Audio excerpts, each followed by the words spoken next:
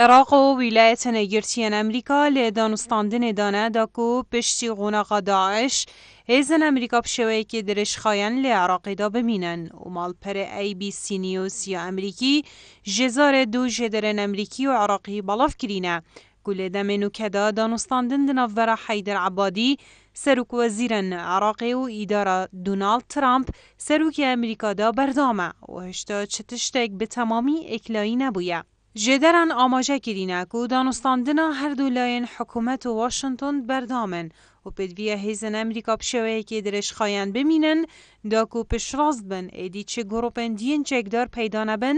لی عراقه نخصمه پشینه هلان آرک خراواتی رورستیا داعش الدوروی بابتی جدرن امریکی بلاف کرینه گولیک تیگه هشتنکا گشتی هیا لهر دولایان جبومانا هیزن امریکی لی عراقه و سر کفتن جی هر دولا دت مفادار بن.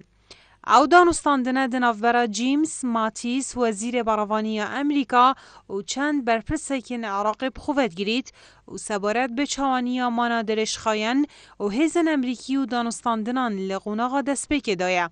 و برپرسک عراقی جی گوتی هیزن امریکی دناف بنگه نوکه ین عراقی داده مینن و بکیماتی لپنج جهن موصل دا و بدرجه سنور دیگل سوریا او هزا دد بردان بن جه ارکن راوشکاریه حتی وکو پارلمان رازماندیه لسر ددد.